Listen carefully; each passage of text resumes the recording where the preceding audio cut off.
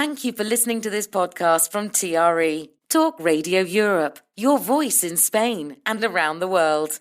For more information, please visit TRE.radio. Ger Sweeney presents Live on Eire in association with EmeraldConnection.net.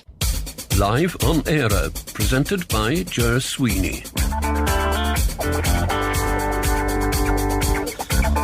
Another spin on the merry-go-round. Hello there, good afternoon, good evening, and welcome to another edition of Live on Eire. Thank you very much to Howard. He says, I don't know where he is. Does it really matter? I'm still in Spain, indeed I am, and but not in the studio. Don't even ask why, right? I'm not in the studio. I haven't been to the studio since I came back to Spain, believe it or believe it not. But anyway, nice to have your company this evening. Howard, thank you very much. We look forward to your dulcet tones tomorrow again between 6 and 7 for Spain today. And yourself and Luna have yourselves a smashing evening this evening, won't you? I liked that. Was it the Happy Goat? Is that who you played? The outro. The Happy Goat. Sounds like a pub somewhere in West Clare or whatever. But anyway, yeah, nice. Thanks very much indeed. What have we got for you on Live on Eire? It's the Irish programme, obviously. So all of the music will be from Irish artists this evening, as it always is. And Patricia Traynor is going to be popping in. Well, she's not really, but as you know, I go on and record various stories from Patricia. She's currently in the middle of telling us stories about various cities on the island of Ireland. And she's going to be telling us about a city in Northern Ireland, a relatively new city. Now, see if you can figure out what that might be. In the second hour of the programme, I'm going to be talking to Desmond Griffin. And Desmond is representing tonight the Waterford Civic Trust.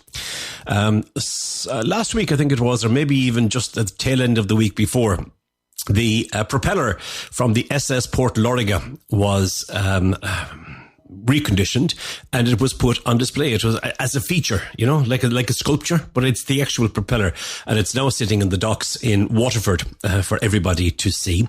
And the importance of the Port Loriga, the SS Port Loriga, was that I think she was built in 1903 and she was a dredger.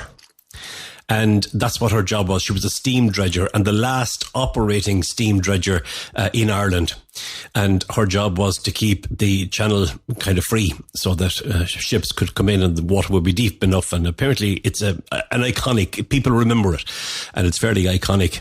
And when it was being launched, it was discussed the fact that Waterford is and has a maritime history that people just don't know about. And so they're trying to rekindle that. And this is all part of it. And I thought it'd be a lovely idea to have a chat with Desmond from the Waterford Civic Trust, one of the partners in this initiative, and the plans that they have to move forward. So we're looking forward to that in the second hour of the programme. As I said, we'd have some great Irish music in there as well, and some stories. I'll be telling you shortly about a smuggling ship that has just left Dublin and is going somewhere, but they want to have it on the west coast of Ireland. More details shortly. The census was the information, or certain information from the census was released yesterday. I'll have information on that. Some jobs that are very difficult to fill in Ireland as well.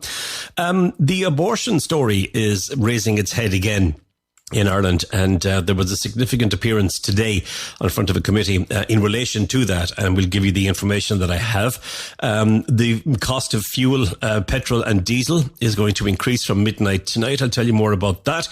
And an Irish family that were living, I think, in Navan in County Meath, they got an opportunity to go and live on one of the Aran Islands for a year rent-free.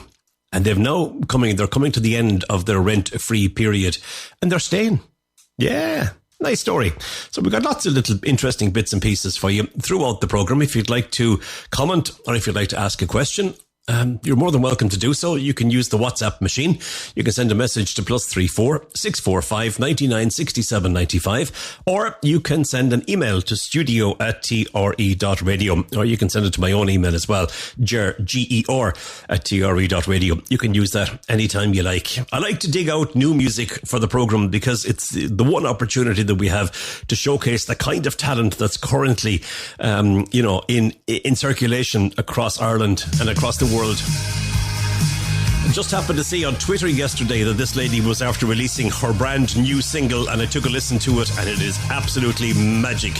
First up tonight, here's Lucy Gaffney and Daydream in Tokyo. I hope you enjoy it.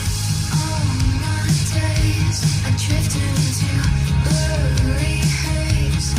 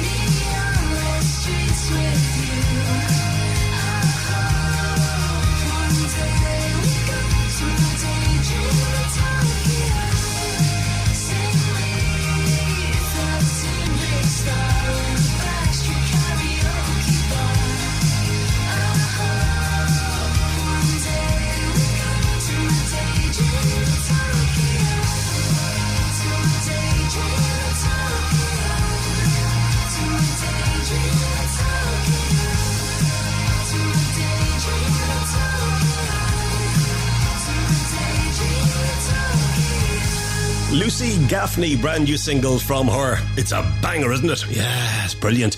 I like it. It's called Daydream in Tokyo. Love the sound of that particular one. So we wish her well with it. And hopefully we won't be hearing the last of that. We might play it again another time. Won't be today, no. Might be next week or the week after. We shall have to wait and see.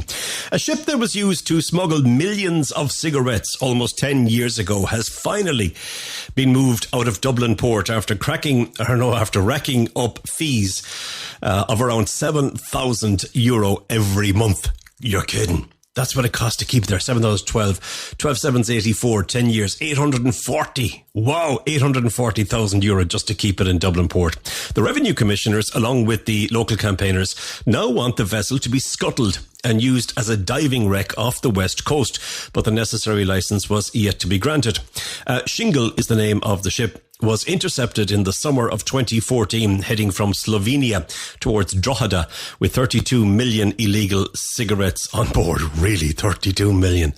It has been tied up in Dublin port ever since, 9 years on. It was finally on the move. Escorted out of the capital, it was a delicate operation. The pollutants and asbestos had earlier been removed. It can no longer sail independently, and in its wake it has left a bill of over €1 million, which was picked up by revenue. There was extra little bits and pieces in there. It was brought to New Ross in County Wexford, where it is currently moored, as officials plot its next course. The fees in Wexford are cheaper, but not by much. Revenue has put them at around €5,000 per month. Incredible, isn't it? In the meantime, divers out west have been stepping up their efforts to get their hands on Shingle. Their plan is to sink it off Killala Bay and use it as a diving attraction.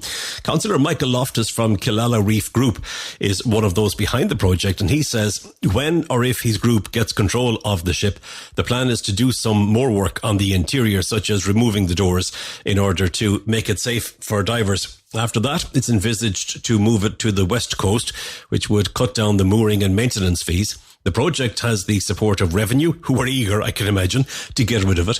Revenue said that the Shingle will remain in New Ross for a short duration, a number of months, about 10 or 15 grand's worth, yeah. It's also said that it would be used for training purposes for its officers. The saga of the Shingle is set to continue. That'd be nice, wouldn't it, to have it scuttled off the west coast and used for divers. It would be a great attraction, and I would imagine it would attract lots of attention as well. I mentioned at the start of the programme that the census figures have been released. They have. I'll tell you what I'll do. I'll take a very quick break, and when I come back, I'll tell you all about that, and then we'll go for more music. Live on Eire, presented by Ger Sweeney. TRE. Talk Radio Europe. Live on Eire, presented by Ger Sweeney. Now listen to these figures carefully, because there's going to be an exam at the end, all right? The latest census figures shows that there were 5,149,139 people in the state on census night, which took place in April of last year. This is an 8% increase on April 2016 figures. The census population of 2022 summary results also show that the average age of the population increased from 37.4 in 2016 to 38.8 in 2022, compared with 36.1 in 2011. That's a nice little bit of an increase, isn't there? A year, 1.6 years in 10 years, 12 years. The number of people with dual Irish citizenship was 170,597, which represents a 63% increase from 2016. A lot of that will have to do with Brexit, I would imagine, and of course the number of people that are coming to Ireland as well, seeking asylum, who have gone through the process and who are now Irish citizens, or maybe dual citizens as well. There was a drop as well from 87% to 83% in the proportion of people who reported their health was good or very good since 2016. How did I answer that question? Yeah, I would have said yeah. Approximately a third of all workers worked from home for at least some part of their week. The proportion of the population who identified Roman Catholic as their religion fell from 79% in 2016 to 69% in 2022. That's a 10% reduction in only 6 years. Wow. More than 700,000 people indicated that they undertook voluntary work, and of those, nearly 300,000 people volunteered in a sporting organisation.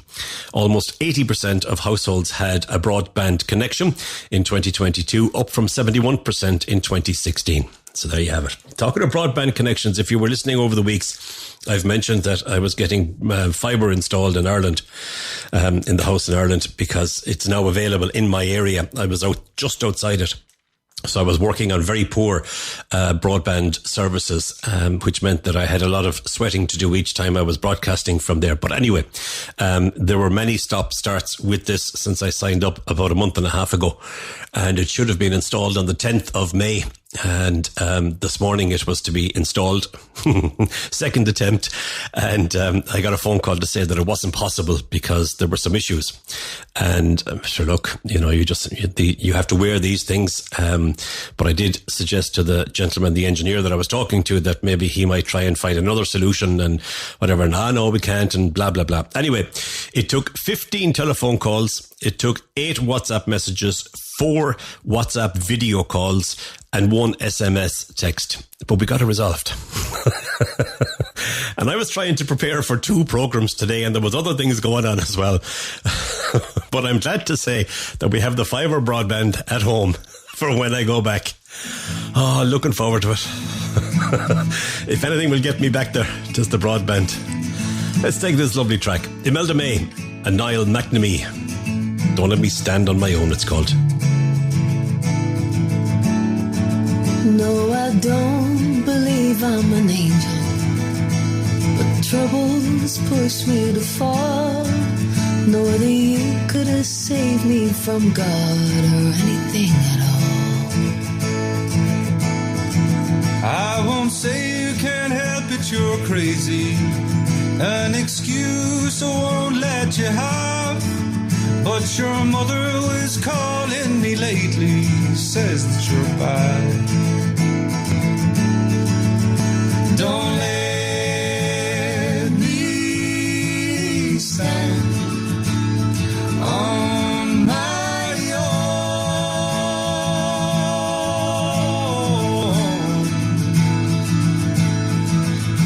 Don't let me stand on my own.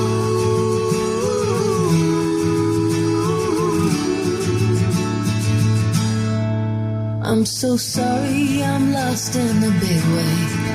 I'm no demon, I'm no psychopath, but I'm sorry for you that you ever saw me like that. I'm here whenever you need me, but I've troubles all of my own, and I need you to hold me. I'm fearful of our unknown. Don't let me stand on my own.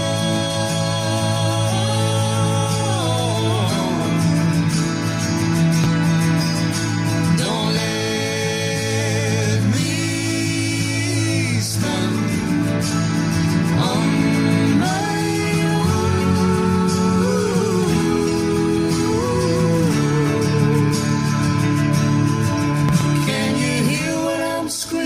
sounds. Can you read between all the signs? I'm calling for you and I need to get through, so stay with me just for tonight. Don't let me stand on my own.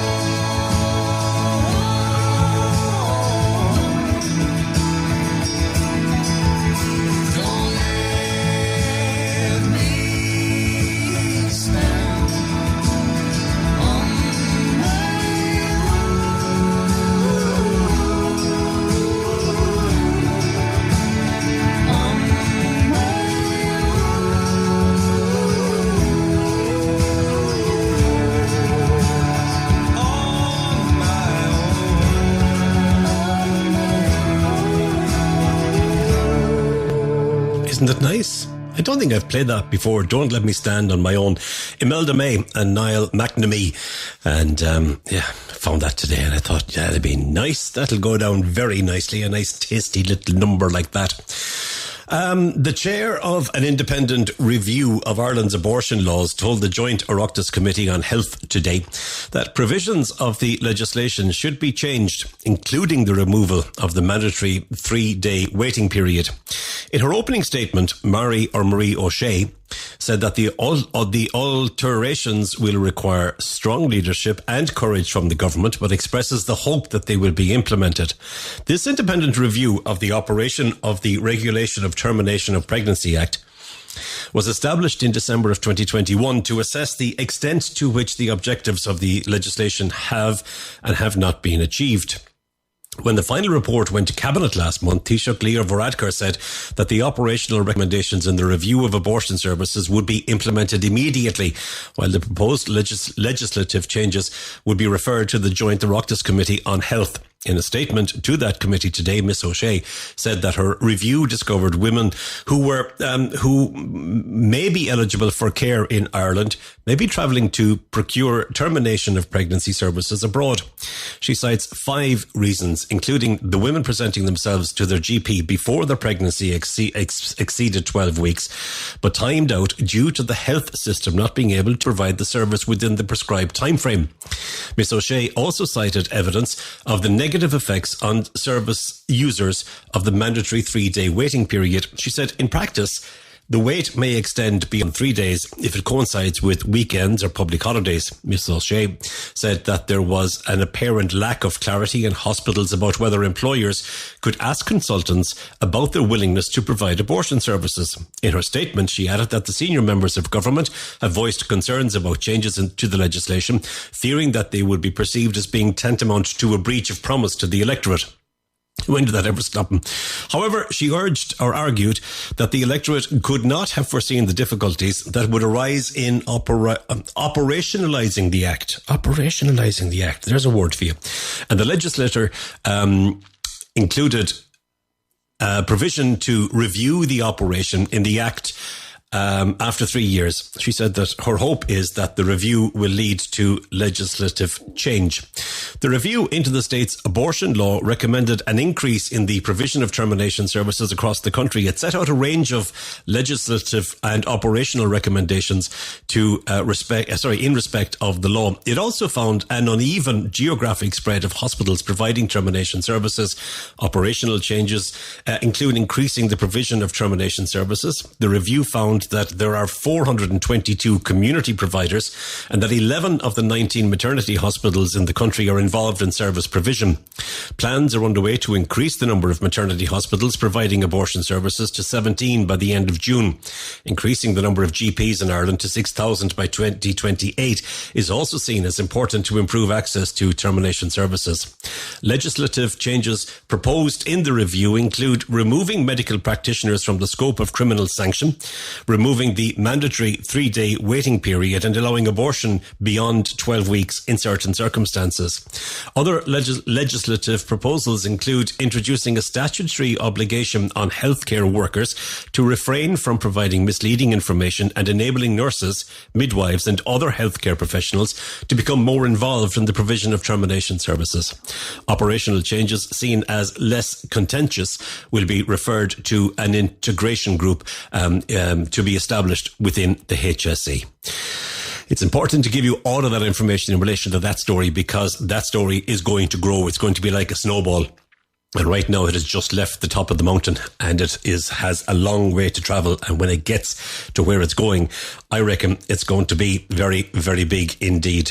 Let's take more music, shall we? From Hermitage Green. Jenny got lost in the city, got lost in the city lights. Oh, Jenny got lost in the city, got lost in the city lights. Oh, Jenny got lost in the city, got lost in the city lights. Oh, Jenny got lost in the city, got lost in the city lights. In the dead of the night and the violent peace of praise. One too many cracks in the mirror and one too many sins.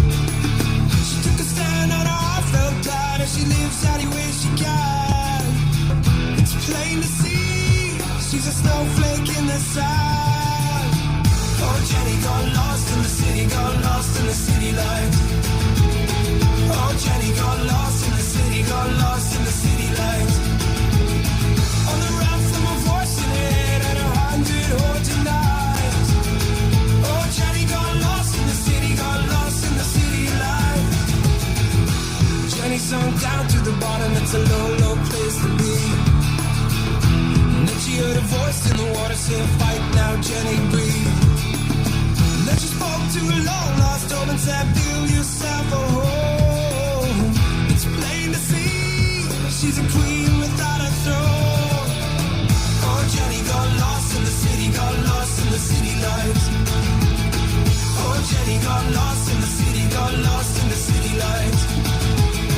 On the run from a voice in it, 100 haunted nights. Oh, Jenny got lost in the city, got lost in the city lights. Like gold on a sinking ship, a mother's stolen wish. She's a love that's worth the risk. She's a voice that would go within. Oh, Jenny got lost in the city, got lost in the city lights. Oh, Jenny got lost in the city, got lost in the city lights. On the run from a voice in it and 100 haunted nights. Oh, Jenny got lost in the city, got lost in the city lights. Oh, Jenny got lost in the city, got lost in the city lights. Oh, Jenny got lost in the city, got lost in the city lights. Magic, isn't it? It comes from Hermitage Green. Some lads and lassies in there from Limerick and Clare, particularly, and they are they have a lovely sound. I like them a lot. Hermitage Green, and that's a song called Jenny. I just took a look there at the WhatsApp messages, and somebody has left a voice note. I can't listen to a voice note when I'm working remotely, all right, because it's just not possible. So don't leave a voice note. If you are leaving a message, please send it as a text, all right, to +3 645 99 67 95, or you can send an email to studio@tre.radio. We're going to be joined by Patricia Traynor very shortly, but first let's do a very quick break. Come back to me then and I shall introduce you to Patricia. Live on Eire, presented by Ger Sweeney. And you're welcome back to the programme. Excuse me, a little froggy in the throat. Patricia Traynor joins us regularly, as you know, and she tells us stories. She has told us over 100 stories on the programme already. And she puts a lot of work into it. So, Patricia, if you happen to be listening, you do know, I hope that I appreciate all of the work that goes into it. And today she's going to continue her series of talking about cities, some of the well-known cities in Ireland, on the island of Ireland. And she's alternating them between north and south. And we're going back north today. So let's go to Patricia and find out what she's going to be telling us all about. Well, hello, Ger. Today I'm going to talk about Bangor.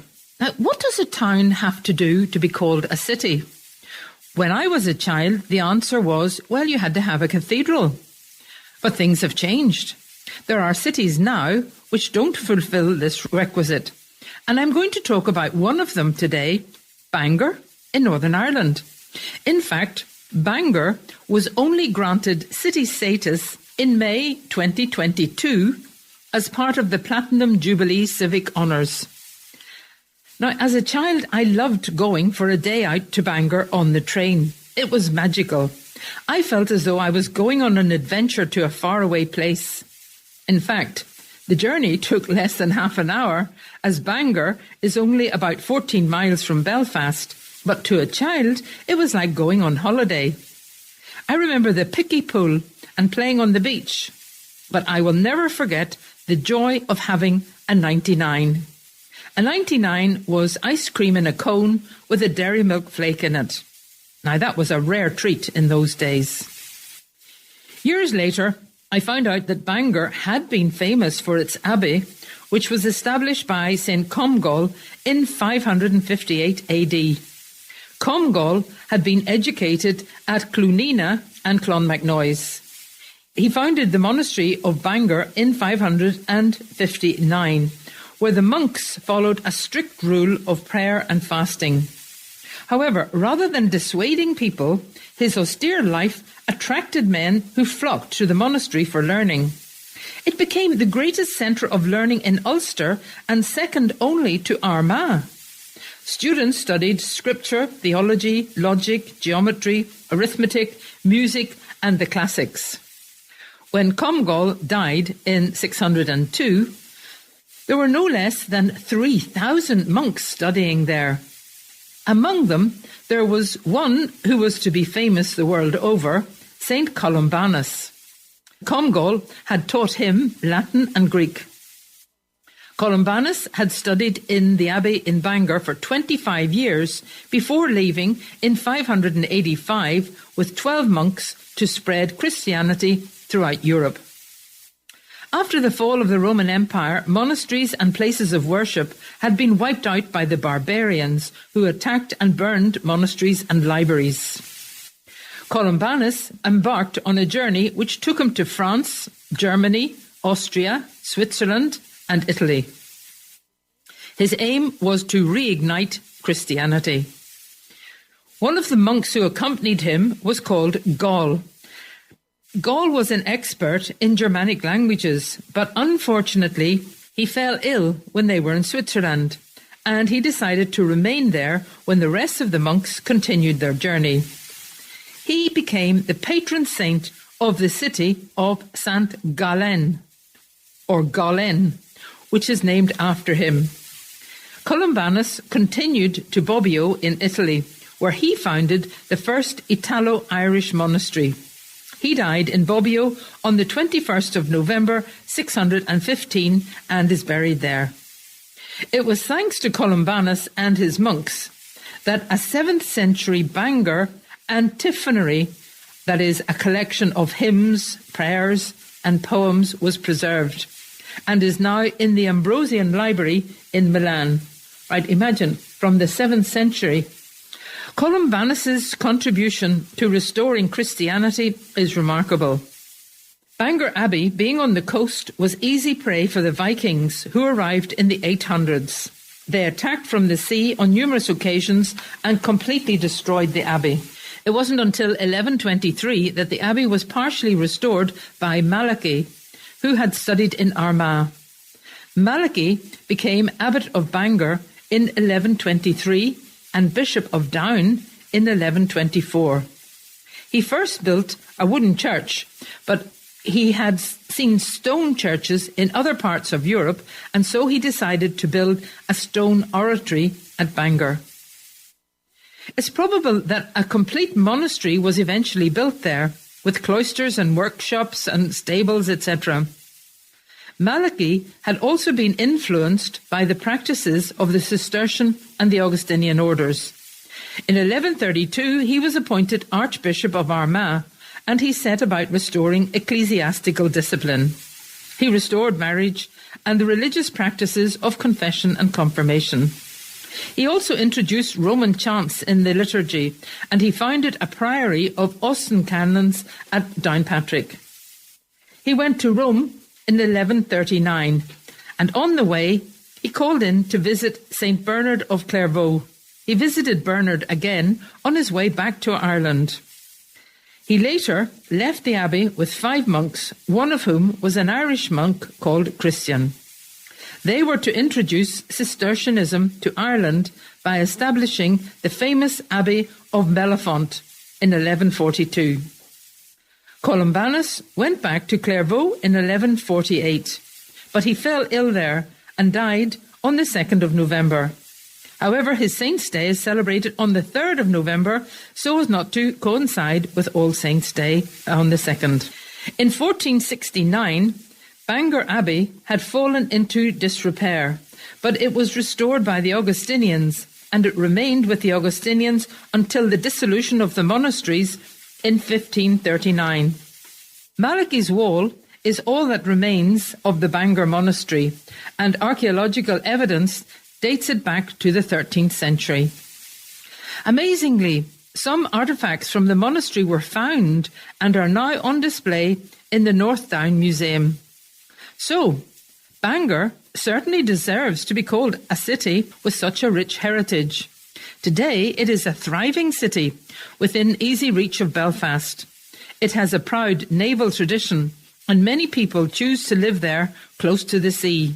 It was granted city status on the 22nd of May 2022. On my way, leaving West LA at sunrise. The time's been great. I kinda wish that I could stay for a little while longer. I've gotta go, but I want you to know I'll be back again. I'm going home to the people I love, where I was born and raised, where the streets and the history remain. But oh, how the times have changed. I know it rains, but it's always pretty. Back to the friends that I can't take with me. We'll have a night out in Belfast City, alright. Now I can't sleep, but I can tell you honestly, it's fine.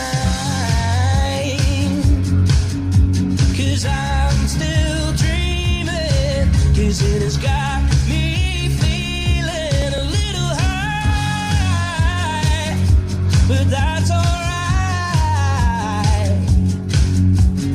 Oh, I swear I don't care if I ever have to leave again. I'm going home to the people I love, where I was born and raised, where the streets and the history remain. But oh, how the times have changed. I know it rains, but it's always pretty. Back to the friends that I can't take with me. We'll have a night out in Belfast City, alright. We'll have a night out in Belfast City, whoa. We'll have a night out in Belfast City, whoa. Now I'm on my way, and I can't say that it's gonna be easy. 'Cause wherever I go, I hold you close. Please believe me. Oh, please believe me. Oh, I swear I don't care if I ever have to leave again. I'm going home to the people I love, where I was born and raised, where the streets and the histories remain. But oh, how the times have changed. I know it rains, but it's always pretty. Back to the friends that I can't take with me. We'll have a night out in Belfast City. We'll have a night out in Belfast City. We'll have a night out in Belfast City, alright. Well, Patricia wasn't talking about Belfast City, but she was talking about Bangor in County Down, which she said is only 14 miles or thereabouts from Belfast City. And that's Ryan McMullen and a song called Belfast City. Haven't played that before, but I've played him before on the programme, and I like that song. Thank you to Patricia for that story on Bangor, and we'll hear from Patricia again in the coming weeks. She has more to do in relation to cities, so we're looking forward to that. And don't forget, I mentioned just before I introduced her that she's done over 100 stories for us. They are all put together on a podcast series, just a collection of all of the stories from Patricia that she has presented on live on Eire. And if you're interested in going back and listening to them, well then you're more than welcome. We'd love you to do that. Over 45,000 people have done that over the last year and a half. That's incredible, isn't it? 45,500 people have done it as of today, and you'll find it if you want to, just wherever you get your podcasts. Google Patricia Traynor, Trainor, or Google my name, Ger Sweeney, and it'll come up for you. All right, what is it? Stories of Ireland and the Irish is what we call it, and that story you heard tonight has been added to it, so it is there already. Right, I think we'll take a very quick commercial break, and when I come back then I have some more news for you, and we'll have some more music as well, so please don't go anywhere. Live on Eire, presented by Ger Sweeney. TRE. Talk Radio Europe. Live on Eire, presented by Ger Sweeney. You're welcome back to the programme. We are rapidly heading towards the end of the first hour. We have news in about 13 and a half minutes, and I'll be back then for the second hour. I'll tell you shortly, in case you missed it at the start, who I'll be talking to in that hour. You may have some art, if you're an art collector, from Graham Nuttall, the Irish artist, and unfortunately news broke yesterday evening that Graham Nuttall has died at the age of 69. A post on the artist's official Facebook page said that he passed away peacefully on Saturday, surrounded by his family. He was born in 1954, and Mr. Nuttall was initially known for his large sculptures, but later turned to painting.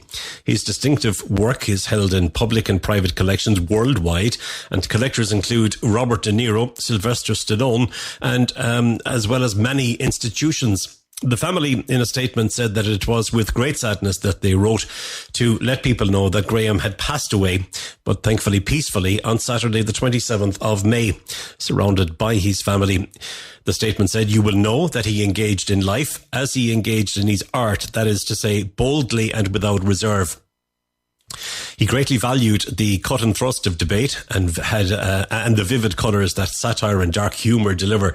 We know," the statement said, "that he is grateful to you for all, or to you all, for having made the connection."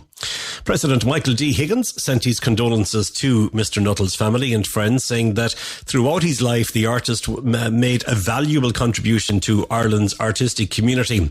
Arts Minister Catherine Martin has also paid tribute to Graham Nuttall, saying that he made an immense contribution to Ireland's artistic landscape. She said that the bold colours and themes in his work were both striking and thought-provoking and contributed to his lasting international legacy.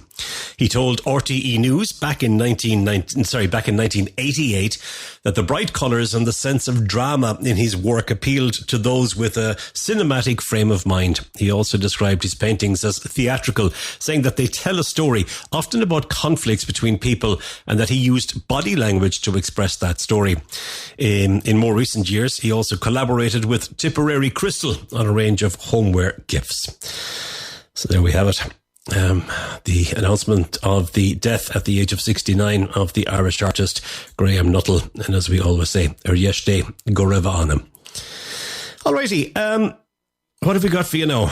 I'll tell you what we have for you now. Tell you what you want, what you really, really want. This is an interesting one as well. The contract for the Irish Coast Guard's Search and Rescue Service looks likely to be awarded to Bristow Ireland Limited in the coming weeks, following the government's announcement of a preferred bidder status.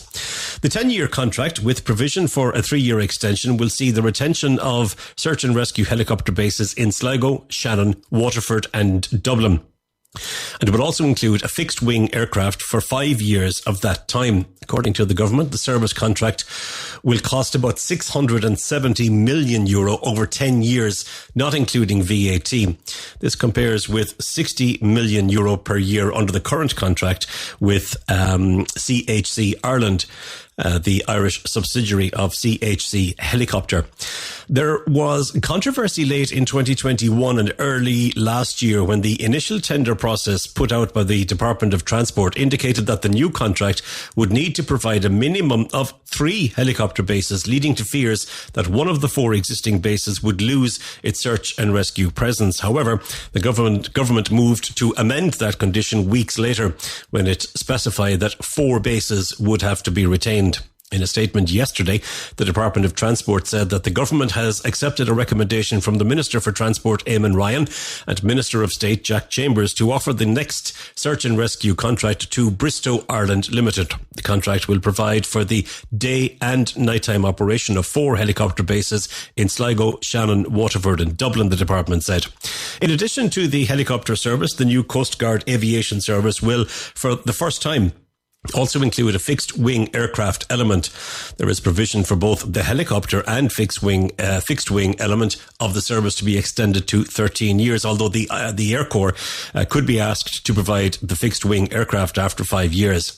The preferred bidder was selected following a comprehensive procurement project undertaken by the Department of Transport that included an initial market engagement process, a pre-qualifying process, an initial request for tender, a negotiating process, and final evaluation of a best and final offer tender from the shortlisted bidders, the department said, adding that it will be working with the preferred bidder to finalise contracts in the coming weeks. CHC Ireland was involved in the bidding process but was unsuccessful. In a statement yesterday evening, CHC said that it was with regret that we learned today that CHC Ireland was unsuccessful in our bid to retain the IRGC or the IRCG Search and Rescue Aviation contract for the next 10 years, adding that the company had served the people of Ireland with great distinction for 20 plus years and that staff had given 100% commitment. Bristow Helicopters Limited run the search and rescue service for the Coast Guard in the UK. It is believed that the change of operator will not affect existing helicopter staff involved in the Coast Guard service in Ireland, but different helicopters could be used when the new contract comes into effect, expected to be in probably July of next year. So there you have it. All right. We wish them well with it. I'm sure there's huge disappointment at CHC Helicopter. But we wish Bristow the very best of luck with that one. Now, new music for you. Here's a band called Still Blue, and a song that's called Lace. Not even a coast room. Why'd you gotta leave so soon? Oh, well, I wish I could have thought it through, but I would do anything for you. This bed for one was made for two. When the kettle boiled, I warmed up too. The idea that this wasn't true. I'll get a top for a better view. Now I'm diluted, I'm not mine, I'm yours. And I'll shout as you leave that you're born. Well, the rain will replace your snore. But babe, I don't want anything more. Not even a cold room. Why'd you gotta leave so soon? Oh,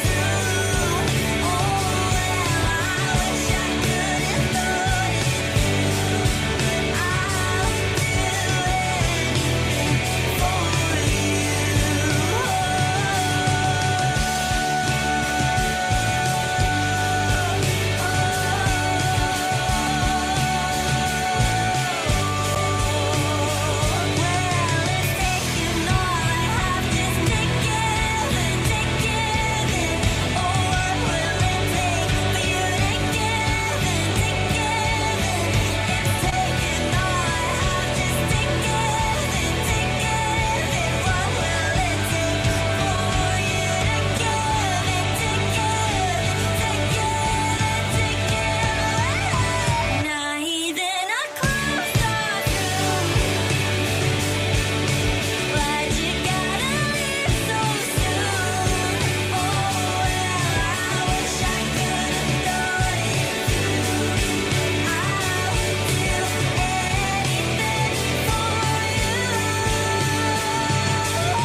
Silence never felt so trying to be more proud of the things that I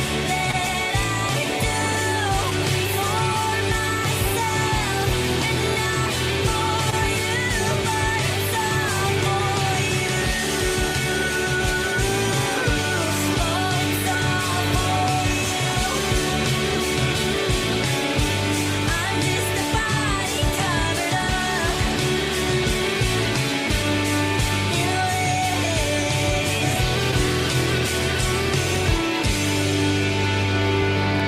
It never ceases to amaze me. What's that, Ger? Just the connections to Live on Eire with some of the big stories of the day. All right. I was chatting yesterday to my old pal PJ Curtis, who you've heard regularly on the programme, and he contributes regularly with ideas, if not with actual audio. But he was in touch with me this evening to say that he's enjoying the fabulous weather in Ireland, enjoying Live on Eire as well. Thanks a million for that, PJ. Always good to hear from you, as you know. And he said that he was sad to hear of the passing of Graham Nuttall. Indeed, a lot of people are. And what I didn't know was that Graham did the cover of PJ's first novel.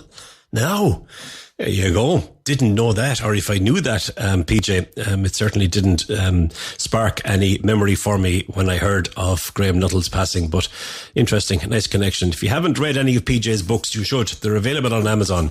PJ Curtis, look out for him. There's some great reads there.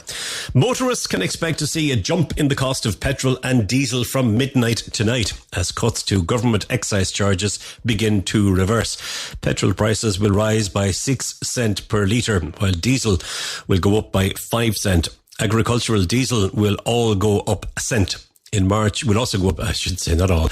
In March of last year, as fuel prices went up and up, the government acted and cut the excise duty on fuel. The cuts amounted to a 21 cent per litre reduction in the cost of petrol and 16 cent cut on the price of diesel. But those cuts are being reversed from midnight tonight. All right, don't say you weren't warned. Go and fill the car. Get it all filled up now. The excise increase will be law from midnight, but all fuel retailers should not have to add them to retail prices immediately. Yeah, right. This is because excise is charged on fuel supplies that filling stations purchase, and existing forecourt supplies will have the excise at the lower rate applied. Yeah, of course. Paddy Cummin of the AA said that the busier fuel stations receive new supplies a few times a day and will immediately have to increase the price. He said that the majority of motorists will see the fuel prices increase by the weekend. 2 further increases in excise are planned for the 1st of September and the 31st of October. Wow. By which time excise levels on fuel will have been fully restored to early 2022. Yeah, I think PJ is about what time? About what price? 145, I think. Siobhan arrived back in Spain yesterday. We were talking about the price of diesel. 145, I think she was telling me. And where we buy our diesel here, yesterday it was at 115.5. Incredible, isn't it? Yeah, very much so. All right. What have we got? A minute and a half. Okay. A family chosen from over 1,600 applications to live rent-free for a year on Inishmaan have now decided to stay permanently.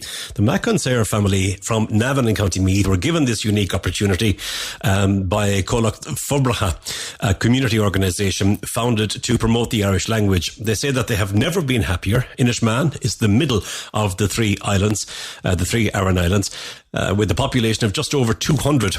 Now there were 7 newcomers, Colette and Ronan Maconsair, and they're here to stay, they say, and their 5 young children. The family say that being picked to live in the island or on the island was like for them winning the lotto. That's nice, isn't it? The Maconsair family say that they made the whirlwind decision to accept the offer from the Inishmaan Community Development Organisation. They say that everything was more constrained and rigid before the pandemic in terms of work, but this move shows how anything is possible. A new purpose-built hub on Inishmaan was key to the family being able to move there permanently. Ronan is a software engineer and works remotely, and there's also a Nainra, a preschool there as well, and Colette is hoping to apply for a teaching job on the island. Ronan urges people with an appetite for change to make the leap of faith like them. I'm glad it worked out for them. I hope it works out for them long term. Glad it worked out for them. And indeed, glad as well for the community, because the idea was to try and get people in, see if they'd like it, and then have them stay. Nice one. Well done all. Right, news on the way. Be back in just over 2 minutes. Talk Radio Europe. Your voice in Spain. Live on Eire, presented by Ger Sweeney. nice to have your company this evening, and thank you if you have just tuned in. You missed a cracking hour. Oh, it was brilliant. The first hour was magic altogether. You can catch it up on the catch-up, right? You can, yeah, at TRE.radio, or it'll be repeated on Sunday night, because Live on Eire is repeated between 8 and 10 every Sunday night. Desmond Griffin is going to be joining me from the Waterford Civic Trust in this hour of the programme. A dredger. Right, a steam dredger, the last one to be used in Ireland, or to be in use in Ireland. I think it's out of commission since about 1980 or 82 or there, but he'll confirm that for us. The propeller for that particular boat or ship, it was called the SS Port Loriga being the Irish for Waterford. The propeller was taken from it, and it has been cleaned up, and it is now an exhibit piece on the docks in Waterford. And when it was being unveiled, it was suggested that, you know, Waterford has a great maritime history and a great connection with the sea. And people seem to have forgotten about that, particularly since the docks closed, moved. So I'm going to be talking to Desmond about that, and about the propeller and future plans, and how the whole connection with the sea is going to be brought to the fore again. So looking forward to that, and hopefully you'll hang around for it as well.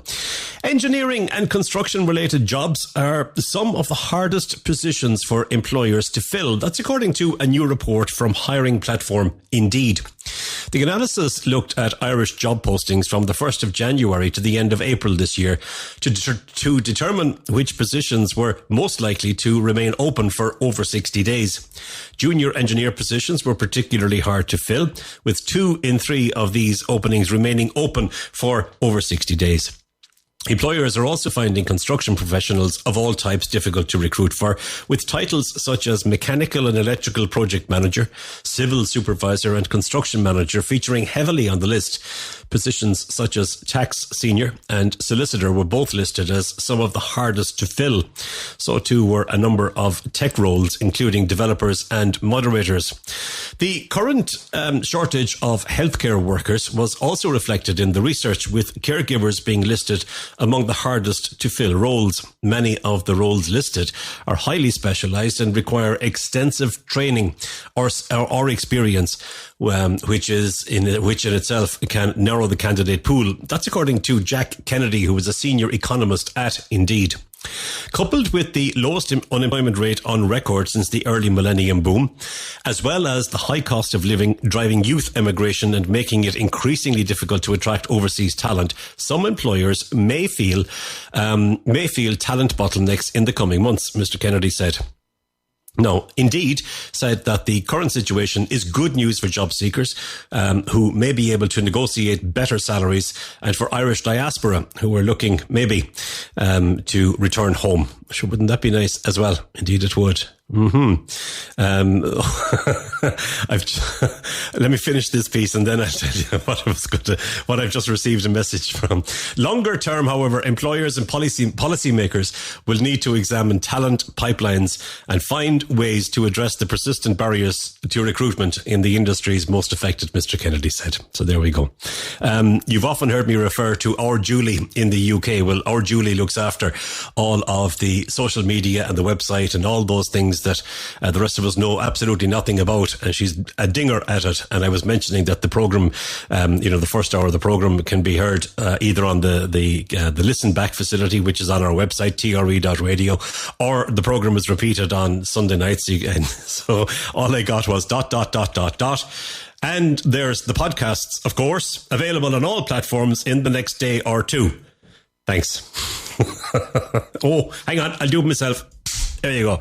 There's my wrist slap now for not thinking about that. But sure, look, I do be talking sometimes and just say what comes into my mind, and it's a good job for you. It doesn't always make its way out. Good job. Nice relaxing piece now. This man's got a great voice. The voice of Finbar Fury. Julie, good to hear from you, by the way. And welcome to my soul. I didn't mean to scare you. I have to show it all. Don't say I didn't warn you. Sometimes lovers like that wall that you have to climb or fall. This is the last great love song that I will ever sing to you. And this is the last great love song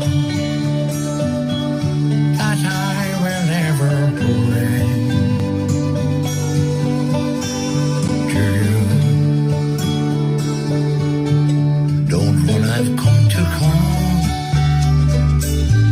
Pray be silent when you hear it. To crush the damned, the cold. I'll need you to bear witness. Your laughter in the dark has left me cold and stark. But this is the last great love song that I will ever sing to you. You have that exquisite room of a lover not in love.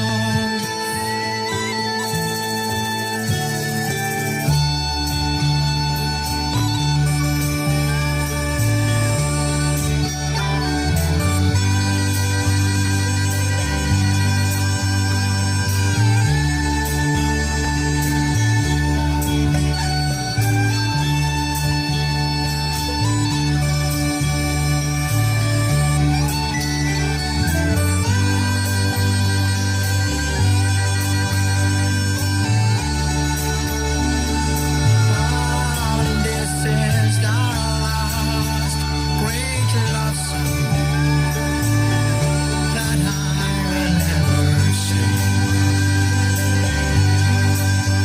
to you. Yes, this is the last great love song that I will ever bring to you. Isn't that lovely? That's Finbar Fury and a song called The Last Great Love Song. Nice one. Alrighty, Ireland. Oh, sorry, am I going to take a break? No, I'm not going to take a break. I'm going to give you a couple of stories, a couple of yarns. Ireland is likely to participate in 4 European agency projects after the Cabinet backed a plan proposed by Taoiseach and Minister for Defence Micheál Martin. However, the plan will be brought to Dáil Éireann for approval.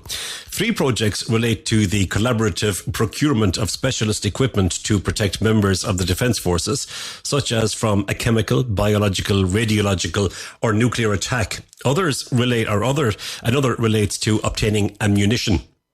However, Ireland will not be participating in the fast-track process of supplying such lethal equipment to Ukraine, as other participants plan to do. The 4th project aims to facilitate information exchange and improve the response to cyber threats to European Union member states' defence structures. The Taoiseach is of the view that the participation in the projects should result in significant cost savings and improve the security of supply chains. The projects will run for 8 years with the possibility of an extension, but there are no costs for participation in them. Ireland has participated in the European Defence Agency, which was set up to support the EU's defence capabilities since it was established in 2004. Yeah. That's all right, isn't it? Yeah, that's fine. That's grand. Rock on with that, lads. Ireland must not double down on its failed reliance on fossil fuels, an energy expert has told an Oireachtas committee. Professor Barry McMullen warned that while the short-term risks of disruption to energy supplies are real and significant, sticking with fossil fuels would be a mistake. The Dublin City University academic told the Joint Committee of Environment and Climate Action that any risks of going green are entirely dwarfed by catastrophic climate disruption. Professor McMullen said that Ireland faced a choice. It can It can exit fossil fuel dependency now in a rapid, proactive and managed way, or it can dither and risk being forced into much more difficult, chaotic and painful responses in the near future.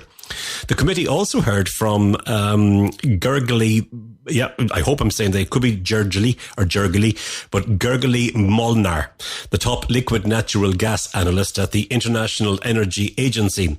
Demand for LNG, fossil fuel, has soared as Europe struggles to find alternatives to Russian oil and gas. Mr. Molnar said that as the productivity of the Corrib gas field declines, LNG might suit Ireland as the backup fuel to complement the variability of renewable energy resources. But he warned against allowing a reliance on LNG to slow any move towards net zero. There is the option of biodiversity gas supply sources into Ireland, including finding suppliers of low-emission hydrogen and biomethane, he said. Ireland does not have natural gas storage, Mr. Molnar noted, adding that any such structure should be equipped to handle those other low-emission gases. There is an urgent need to double down on the deployment of renewable energy, he told the committee. Also, there is a clear need for a stronger push in terms of energy efficiency and the electrification of heat, Mr. Molnar concluded. The electrification of heat. Wow.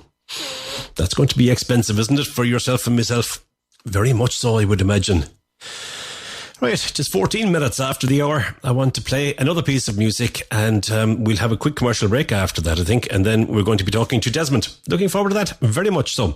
Here's a man called Dove Ellis, and Dove is originally from Ireland. I'm going to say Cork, but I'm not 100% sure. I should have checked it.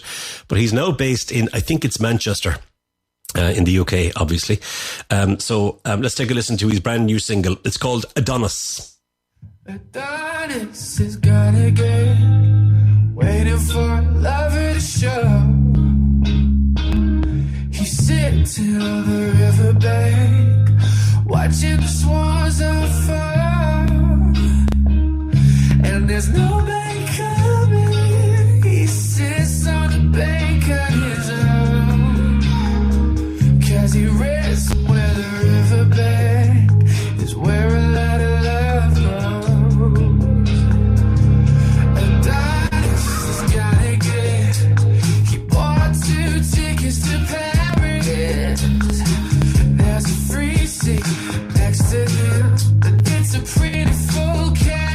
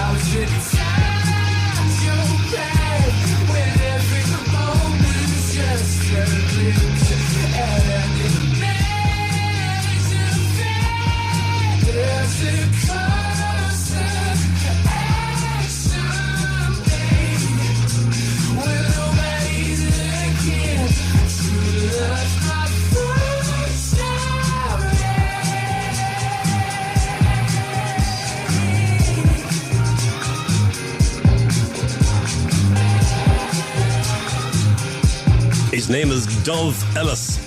The song All About Me. It's got it on us. Right, I did say we'd have a quick commercial break. Yes, indeed. And we are going to be joined by Dermot. Sorry, we're not Dermot. Why do I keep saying Dermot? Desmond Griffin from the Waterford Civic Trust. And we're going to talk about the SS Port Loriga, its propeller, and about the maritime and the connection with the sea with Ireland's very first city, Waterford. There you are. So that's what we're going to do just after this break. Looking forward to it very much. So please don't go anywhere. Live on Eire, presented by Ger Sweeney. TRE. Talk Radio Europe. Live on Eire, presented by Ger Sweeney. The propeller of the country's last working steam dredger has been given a brand new home. It's in the centre of Waterford City.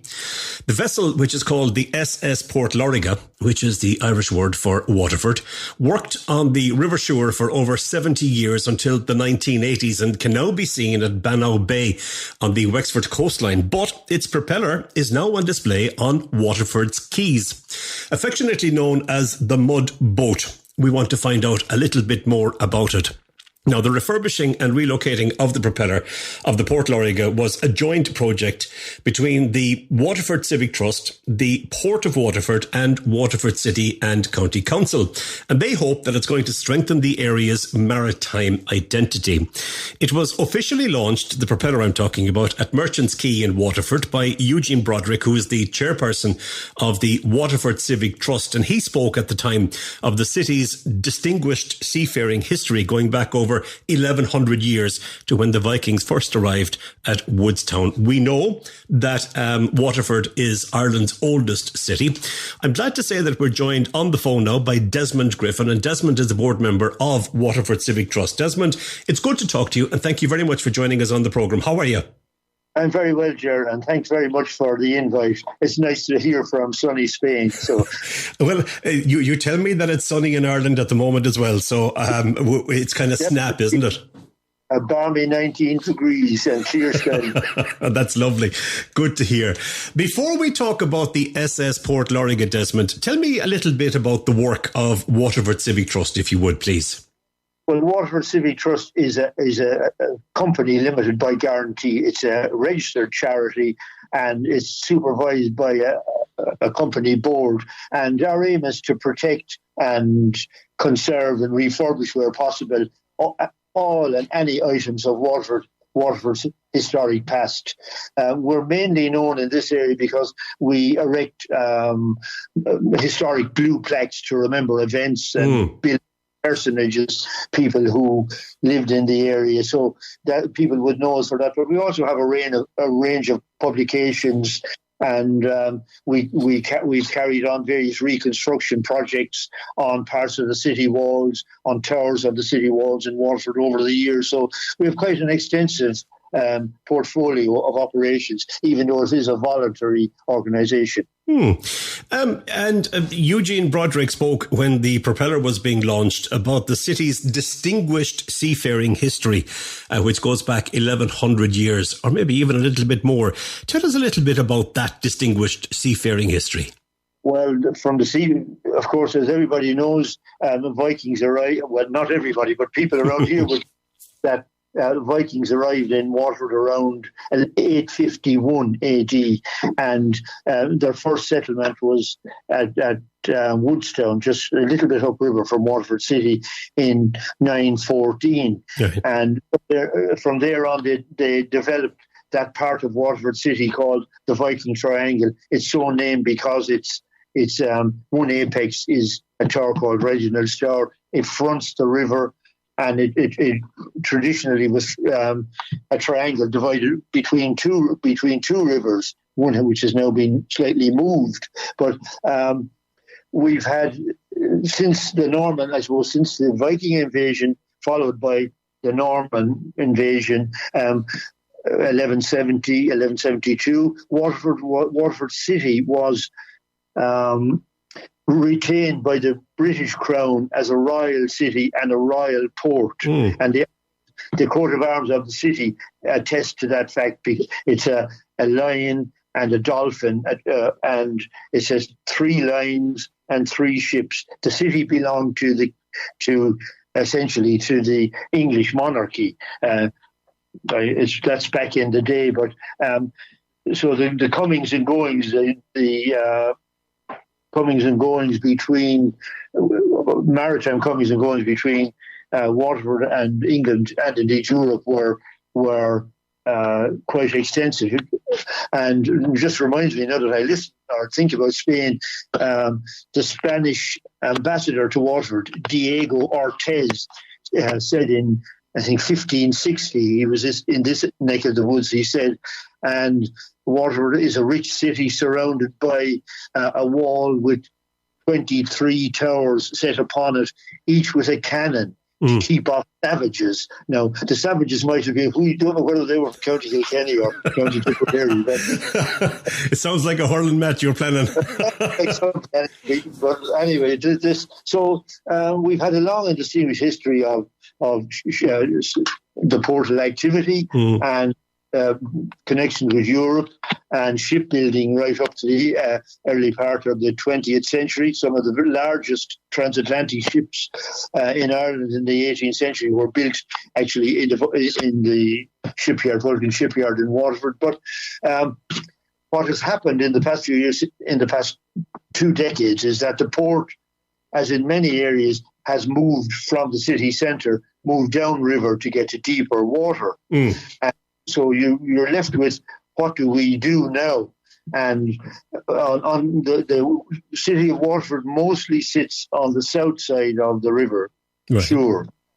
And all the traditional docks would have been on the north side. So all the docks have been cleared, and they're now building a pedestrian bridge from the centre of the old city, shall we say, over to this new area, which will be, I suppose, like you see in many areas, the revival of post-industrial, post-shipping areas. And so this leaves the southern quays, what to do with them. And although there are docks along the quays, it's mostly given over to car parking. And there's a move on now to sort of rationalise the car parking, lay out some plazas, and we hope there is one large crane on the quay, which is a sort of a remembrance of the maritime past. But the idea of relocating a propeller from the Port Loriga onto the quay is part of a process. We hope we're to make a sort of little maritime centre on one end, a plaza where the new pedestrian bridge from the old city to the North Quays will take place. So we hope to have sort of little maritime plaza, and we've obtained the Port Loriga's anchor is on a traffic roundabout in the centre of the roadway, like you see in Benamadina. Now, you know, when you're driving along the quay, you see the same sort of little roundabouts with nautical things on it, and this is what we're trying to do to reconnect people with the river, or remind people of their maritime past. And the anchor is the propeller, is the first item in that. And that was actually my next question to you, because I wanted to know how familiar are the people of Waterford with their maritime past? Are they aware of it? And so is this just a rekindling of it, or is it basically saying, lads, you've forgotten about this, and here's a reminder, and we're going to do a lot more to kind of get you into it? I think the latter, because like most places, when something is day-to-day activity, when ships were coming or going in the river right in front of everybody's eyes, and it becomes a normal part of activity, and people watched ships and shipping coming, and people watched the Port Loriga going about his business, and it was, even as a kid, it was tremendously interesting just to watch her in action as a steamboat. She was built in 1907. She worked up to 1982 when she broke down, but she stayed on in Waterford until 1987 when she was sold. And people, I'd venture to suggest a lot of people look at the river now and see a river. but forget it. They forget that Waterford was the key for the Viking and the Norman invasion to the whole south of Ireland, we would say, or southeast of Ireland, because it sits near the confluence of three rivers, the Suir, the Nore, and the Barrow. The name Suir is the Irish word Untuir, the sister.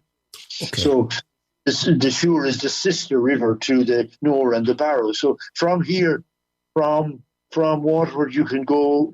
Anybody on a Viking boat, a small Viking boat, could go up through County Kildare, all the way up through almost the whole of County Tipperary, so all of County Kilkenny. So it covered a vast hinterland, part of the most fertile hinterland in Ireland, I suppose, and that gave rise to the importance of the port.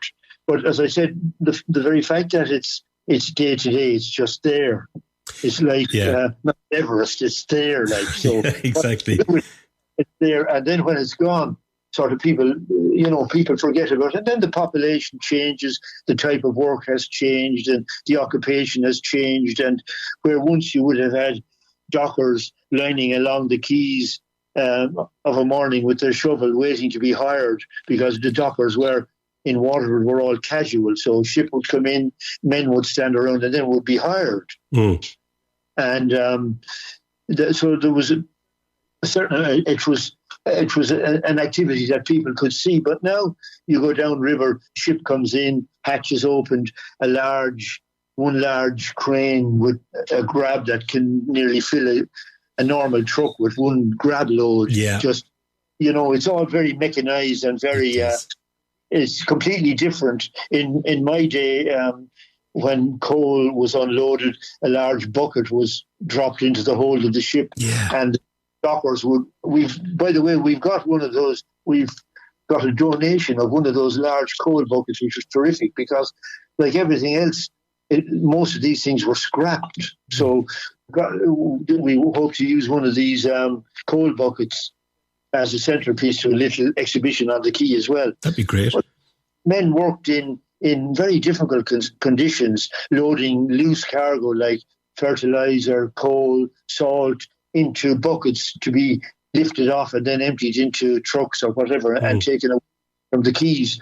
So it was a difficult job, and I suppose very many more people had connection with it than would nowadays. As I said, now it's an extremely mechanized service where you can see them dropping, instead of men cleaning up the remains of a cargo in the ship, a small little digger or bulldozer is dropped into the hold, and it runs around, makes a little tidy pile, and the grab, which is controlled by an operator high up who's looking at a CCTV camera, can see exactly where the load is and just pick it up.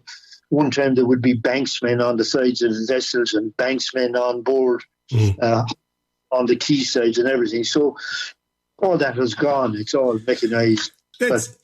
And downriver, out of sight, I would say, out of mind. That's often the way. Indeed it is. And I suppose you'll have people who might get interested in this and realise that maybe grandparents or great-grandparents had worked on the docks down through the years and all of that kind of stuff. In relation to the SS Port Lorriga, it was the last working steam dredger. Now, we know what a dredger is. It takes all the muck and all the stuff out. But what was the main purpose of it? Why was it so important for Waterford? Well, the river is estuarian, and we are Waterford City is 15 miles, I'd say, from the sea. So, and it's a big river and a silt-laden tidal river.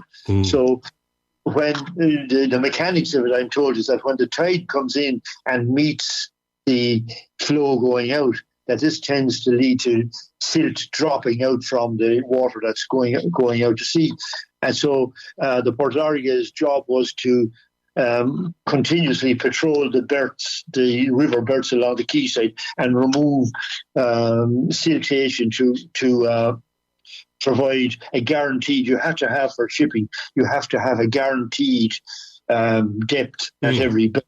So you might say, well, this berth gives you 5 and this gives you 8 meters of, and that would be at low water on spring tides, so you'd have a guaranteed depth of water, so it just so that a ship would come in and know that the port authority would guarantee by dredging or whatever means that you bring in a ship into this area that it will be safe for the ship to berth there and unload. Great. So that's the Port Authority's job. It also, when it was built originally, it was built as a tugboat, but more, I think, to swing smaller ships. It would never have had the horsepower to swing large ships like the tugs of today. If you go downriver now, you see they're very powerful tugs turning very large ships. Ships up to 200 meters in length being turned in the port, and they need lots of horsepower to control vessels of that size. Great. And tell me, what has been the public reaction since the propeller has been unveiled? Has it been positive? We've had a very good reaction, I must say, very positive reaction with the unveiling, because, as I said, the thing was the Port Authority was, shall we say, omnipresent. It was puffing up and down the river and puffing down the river. So people of a certain age, now I confess to that myself, would have been very familiar with it, and it operated 2 boilers, so it had burned a ton of coal per day. Wow! One member of the crew would have to come in at 6 a.m. and light the boiler so that they would have a head of steam to work for the day. She would then carry on her duties and take silt from here and bring it downriver down to Little Island, where there's huge depth of water, and she would release the spile into the non-navigable side of the island. Then come back up and try again. Usually with berths for lunch at 1 o'clock. A crew would go home or maybe take whatever on board and then continue. And the next morning, the alternate boiler would be lit while the other one cooled down and was cleaned. So it was a ton of coal per day. There was always one amusing thing about her, that as she went downriver, the wits on the quayside would be shouting at her, "Bring us back a parrot." A parrot? A parrot, as if she was going deep sea, as if she was going to the South Seas. Only going 2 or 3 miles downriver, you see. But as she was much loved, and she had 2 priestman cranes, steam cranes, one at the bow and one near the accommodation at the stern. And the priestman cranes were operated by chains and dropped. And so in my lifetime and in my youth listening to this, and many people, it was that noise of rattle, rattle, rattle, rattle as the cranes went down, and big grab went into the water, splash, and then came rattle, rattle, rattle, rattle, back up again, and the spile was dumped inboard. You see, she had opening bottom. Right. So she would sail down to the back of Little Island, then open the bottom, and the spile would drop out, and she would come back up empty, back up to the city quays. Wow. It's an incredible story, and it's incredible to think of the work and the amount of men, because they were all men, I would presume, in those days. When you consider the coal... That's about the size at the time. They were all men, and all well-known men, and well-known, I suppose, characters in a way, because it was... working for the Harbour Commissioners was, I suppose, a good job anyway. But working on the Port Loriga was really, I suppose, something special. It wasn't given. I can't remember. I think she had a crew of 7. Okay. So 2 crane drivers, boilermen, captain, that sort of numbers anyway. 2 and a couple of stokers. So she was a lovely thing. As I said, built in 1907 in the Liffey dockyards in Dublin. And before I let you go, how did you manage to get your hands on the propeller when the boat itself, the ship itself, is in County Wexford on the coastline? The ship itself was first sold to the Scottish Steam Preservation Company in 1982 for scrap for £3,000 at the time. And there was a bit of uproar about her, and she was retained in Waterford from 82 to 87. But that was a difficult time in Ireland. Now, financially, I think a lot of people, the country was in financial difficulty, and there were issues with berthage and with insurance, and so it was sold to a man in Banno Bay, just around from Hookhead, and he was going to restore it. And she sailed away in August 1987 down to Banno Bay. So she had 2 propellers, one on deck and one fixed on the stern, and we have the one from the deck.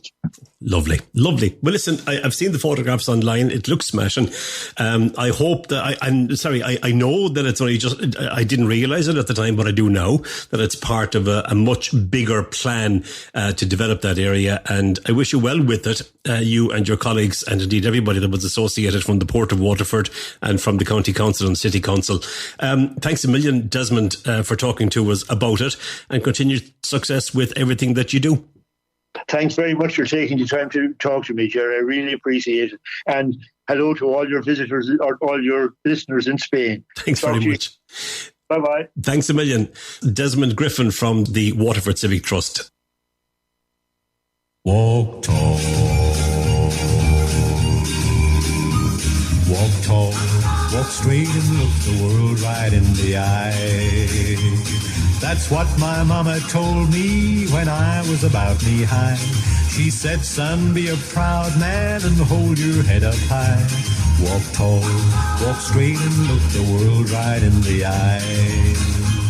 All through the years that I grew up, Ma taught these things to me. But I was young and foolish then and much too blind to see. I ignored the things she said as if I'd never heard. Now I see and understand the wisdom of her words. Walk tall, walk straight and look the world right in the eye. That's what my mama told me when I was about knee high. She said, son, be a proud man and hold your head up high. Walk tall, walk straight and look the world right in the eye. I started going places where the youngsters shouldn't go. I got to know the kind of girls it's better not to know. I fell in with a bad crowd and laughed and drank with them. Through the laughter, Mama's words would echo now and then. Walk tall, walk straight and look the world right in the eye. That's what my mama told me when I was about knee high. She said, son, be a proud man and hold your head up high. Walk tall, walk straight and look the world right in the eye. I got in trouble with the law and I'm in prison now. Through these prison bars I see things so much different now. I've got 1 year left to serve, and when my time is done, I'll walk tall and straight and make Ma proud to call me son. Walk tall, walk straight and look the world right in the eye. That's what my mama told me when I was about knee high.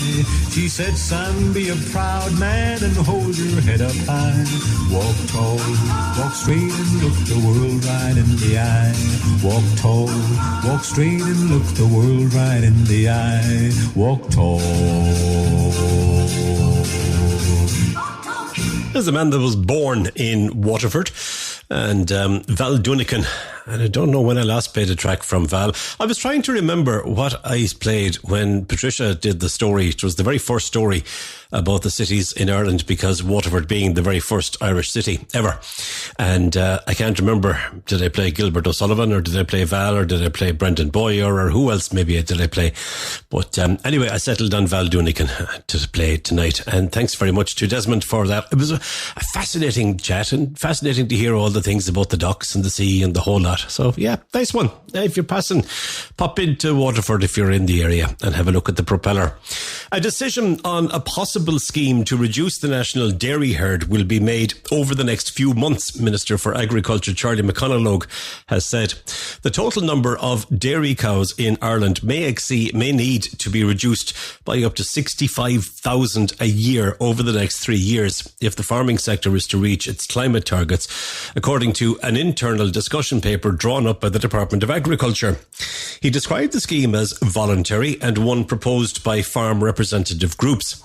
He's hopeful that the agriculture emissions will fall this year and the sector will be the first to achieve a reduction to below the 2018 baseline. Figures contained in an internal Department of Agriculture paper show that dairy farmers may have to be paid up to €600 million to cull cows if the country is to meet its climate change targets. Under targets published by the government, emissions from farming must be reduced by a quarter before the end of the decade. Minister McConalogue said that he is working very closely with farming groups to deliver the 25% target for agriculture by 2030. Which is part of the economy-wide 51% reduction. He said that the key to doing that is working with farmers and working in partnership. One of the recommendations coming out of the Dairy Vision group was that we should explore the option of a voluntary dairy reduction scheme. That is something that my team, he said, is currently scoping out and is under consideration. Pat McCormick is the president of the ICMSA. And he has said that the idea of a voluntary reduction exit scheme is not guaranteed to reduce the herd enough. There are a whole other range of options on the menu to reduce the emissions, such as appropriate fertilizer and the incorporation of clover to replace chemical fertilizer, he said. So there we go. Interesting. There's a lot of conversation about that whole thing with the agriculture sector and the need to reduce emissions and so on and so forth. So we'll see how it all plays out over the next wee while. Obesity patients in Ireland are struggling to source what is being described as a wonder drug. Ozempic was originally designed and is licensed for type 2 diabetes in Ireland, but its active ingredient, something that's called semaglutide, is also being widely prescribed by doctors to treat obesity. It mimics a hormone which slows the release of insulin but also extends the feeling of being full. Its popularity as an obesity treatment has fueled the Ozempic shortage. Recent correspondence from its manufacturer, Novo Nordisk, highlighted the shortage and reminded clinicians that this particular version of the drug is only licensed for type 2 diabetes and said that any other use, including for weight management, represented off-label use. Well, this has resulted in those with diabetes being prioritized, leaving obesity patients and their doctors demanding answers. These drugs have transformed our clinical practice and our clinical approach to obesity, Professor Francis Finucane of Galway University Hospital told RTE's primetime programme. Diabetes Ireland, too, has urged all prescribers to prescribe Ozempic as outlined in the guidelines and specified by the regulatory bodies in Ireland to help to maintain the continuity of care of people with type 2 diabetes. There are alternative medicines for diabetic patients and pharmacists are calling for them to be given the authority to change a customer's medication where there is another option. Professor Finucane wants the Medical Council to clarify that semaglutide is appropriate for prescribing to obesity patients. These drugs are very safe, very effective, and they transform the health of our patients day in, day out, he said. However, there are concerns that the potential long-term impact of using such drugs may be underappreciated. There are also those who caution that the focus should be on measures to prevent obesity in the first place rather than on a medical cure. Others question how much the state should pay to cover the cost of such drugs, with estimates saying that once supply increases and the next generation of medicines are on the market in Ireland, the potential costs could run to €100 million per year. That's a lot of money. It certainly is. What time are we, lads? We're good. We're doing fine. No bother on the time, as the man says. Right, what have we got? Why isn't this working for me? We'll press it again, will we? There we go. How dare you not work? Let's take a listen to Luca Bloom, shall we?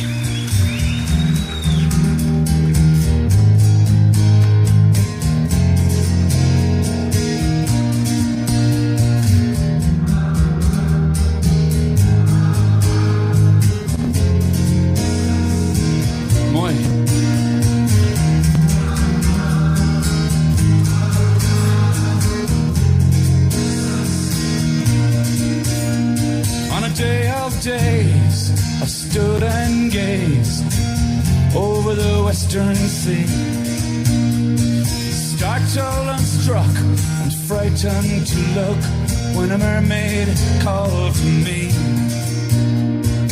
Ooh, ah, ooh, ah, my sunny sailor boy.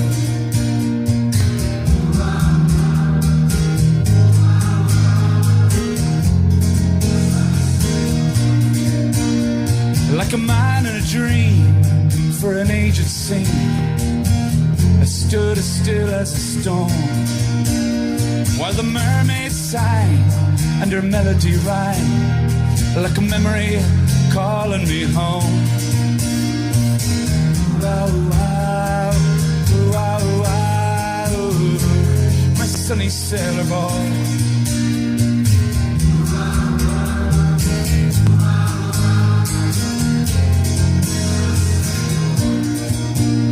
The sea and the wind and the shores did spin, though my resistance was strong.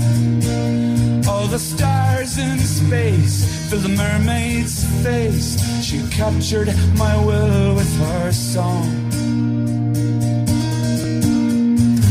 Ooh, wow, wow, ooh, wow, wow, my sunny sailor boy. Ooh, wow, wow. Wow, wow, my sunny sailor boy. Somehow I spoke, the enchantment broke. I rubbed my eyes open wide. Like a dream she was gone, what remained was a song born on the ebbing tide.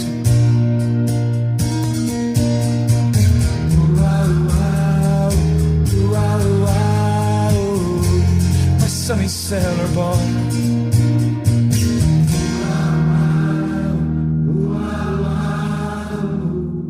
My sunny sailor boy.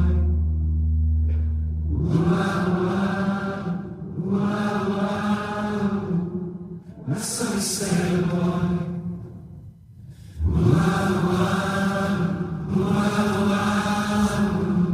My sunny sailor boy.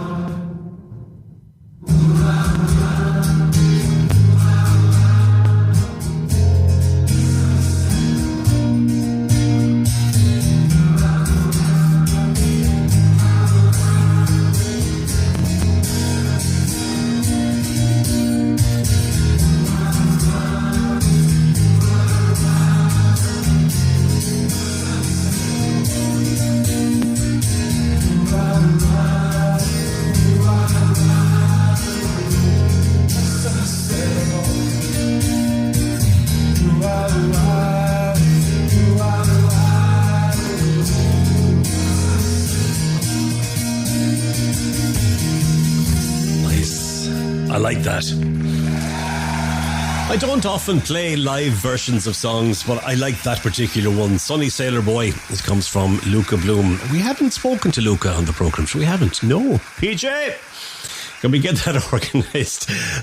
We must talk to him one of the days. I think he was working on something. PJ was telling me recently or some time ago that he was, I think that he was working on something. So it'd be nice if we could. We'll try and organise that over the next couple of weeks. Wouldn't it? It'd be great.